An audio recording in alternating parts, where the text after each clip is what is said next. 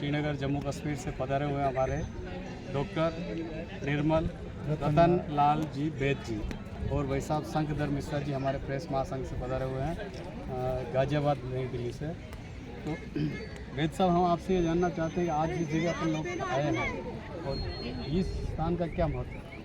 ये सोमनाथ में हम त्रिवेणी धाम के पास ही ये गोलोक धाम है। हम सब जानते हैं कि कृष्ण भगवान महाभारत के बाद सोमनाथ और द्वारका जी आ गए थे। सबको ज्ञात होगा कि कृष्ण जी एक बार एक पेड़ के नीचे टांग के ऊपर टांग रख के बैठे हुए थे, तो एक भील राज शिकार करने आया है और वो तीर मारता है।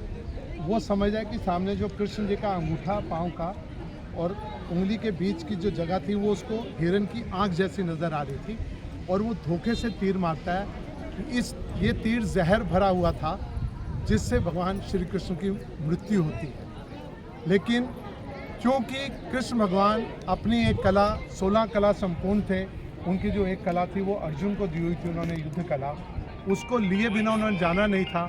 जब भीलराज उनके पास आकर देखता है और माफ़ी मांगता है कि ये मेरे से बड़ी भूल हो गई, उन्होंने कहा तुम्हारी कोई गलती नहीं है, तुम ही पूर्व जन्म में बाली थे जिसको भगवान राम ने धोखे से वध किया था तीर के द्वारा। तो ये हमारी कर्म की थ्योरी है हमारे सनातन इतिहास में कि भगवान भी जब मनुष्य के रूप में धरती पर आते हैं, उन्होंने भी अगर कोई भूल की, कोई पाप किया, तो उनको उसका फल स्वयं भोगना पड़ता है। वही भीलराज जो है उसी प्रकार से तीर मार के भगवान श्री कृष्ण को घायल करता है जिससे उनकी मृत्यु होती है। और उसके बाद भगवान कृष्ण उसको कहते हैं तुम मेरा एक काम करो, तुम युधिष्ठिर के दरबार में जाकर, इंद्रप्रस्थ में जाकर वहाँ उनको बोलो कि अर्जुन को मेरे पास भेजें, मुझे जाने से पहले मैं अर्जुन से मिलना चाहता हूँ। वो वहाँ जाता है और ये खबर दरबार में देने के बाद युधिष्ठिर जी अर्जुन को कहते हैं कि तुम जा तो रहे हो भगवान कृष्ण के पास, लेकिन वहाँ जाके उनको छूना मत। उसने कहा क्यों? कहता नहीं, ये मेरी आज्ञा है, तुम इसका पालन करना। उनको लगता था कि अगर अर्जुन कृष्ण जी को छुएगा तो जो युद्ध कला उसके पास है वो वापस चली जाएगी।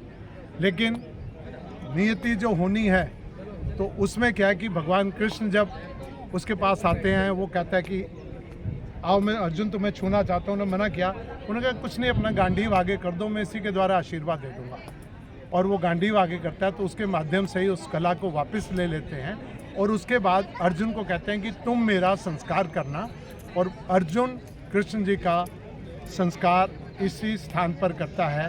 और उसके बाद वो ये छोटी सी घटना थी जो मैंने आपको बताई। चलिए, तो यहाँ पे जो चरण पादुकाएं हैं उनका क्या? ये वही स्थान था जहाँ वो आकर मिला था इनसे, घायल अवस्था में कृष्ण जी यहीं थे। गोलोक धाम, यहीं से वो गोलोक धाम क्यों जाते चरण हैं। पादुकाएं यहाँ पे है? जी हाँ, चरण पादुका जहाँ वो रहे थे तो उसको वो कृष्ण जी के चरण पादुका। ओके, बहुत बहुत